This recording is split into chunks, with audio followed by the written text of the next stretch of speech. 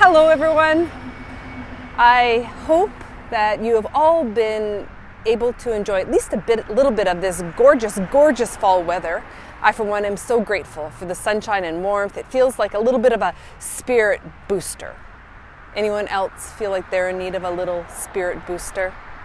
I hope you find it. So I wanted to chat today about the color orange.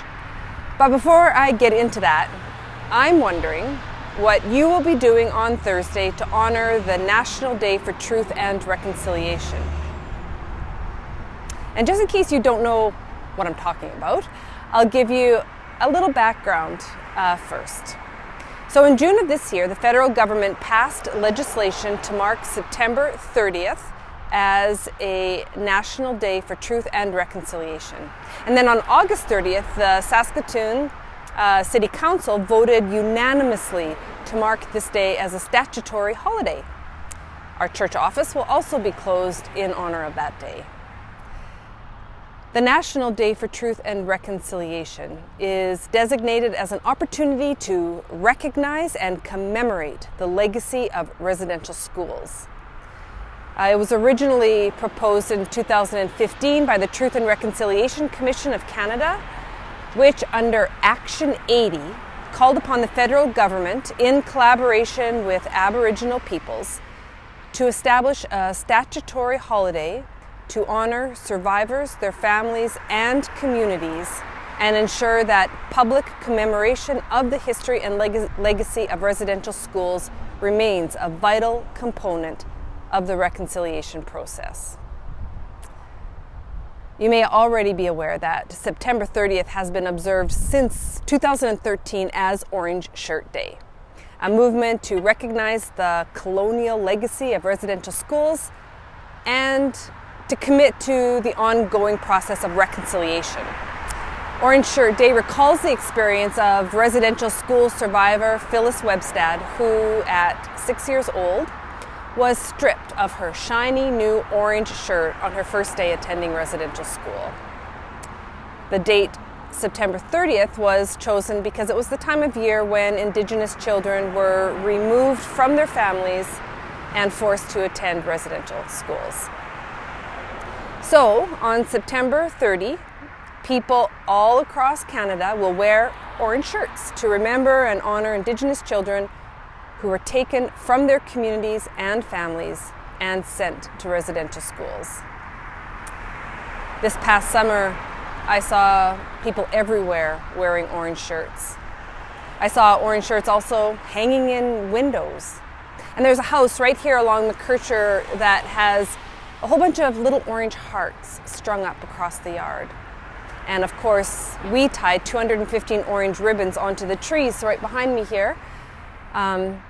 These were tied on by some of the members of our community shortly after the discovery of 215 unmarked graves at the site of the former residential school in BC. Of course, many of us were shocked and horrified by this discovery, but many Indigenous communities were not, because this discovery and the many others that have been made since then were the uncovering of a truth that they have always known, that many of the children who never returned from residential schools remain on the grounds of those institutions in unmarked burial sites.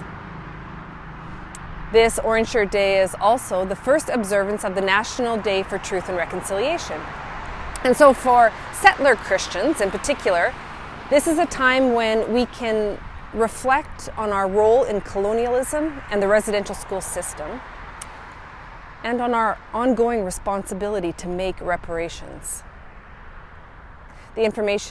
All of this information I just shared with you came directly from the United Church's Reconciliation and Indigenous Justice webpage, and I will attach a link to that page along with this video. There's lots of resources there for anybody who would like to read more. And I also just wanted to share with you some ideas for ways that we can honor this important day. So first, you can mark Orange Shirt Day by wearing orange. And if you're comfortable doing so, you could take a picture of yourself and post it on social media with the hashtags that you see here. Or you could send your photos to me at my email address here at the church, laura@mcclureunitedchurch.org, and I will post them on your behalf. There's also an online learning opportunity for anyone who wants to join on Wednesday from 3:30 to 6 p.m. And this will be a panel discussion covering many topics, including Indigenous children in residential schools, the 60s scoop, the millennial scoop, and bringing our children home. And I will also include the link to register for this free online learning event. On Thursday, I will also post here on the McClure Facebook page a prayer and a reflection by Honorine Scott, an Indigenous woman and former Healing Programs Coordinator of the United Church. Also on Thursday, please consider attending some of our local events to honor this day. There are events throughout the day at Wanuskewin Heritage Park, and you can go to their website for more information about that. And then there is a prayer, a walk, and some speakers at Kiwanis Park starting at 6:30 in the evening. And if you can't be part of any of these activities, maybe you could just dedicate some time during the day on Thursday to remember and honor those who died, the survivors, and the families of all the stolen children sent to residential schools. And as our church sign here says, remember the past, create a better future together. And isn't that what we all really want? A better future?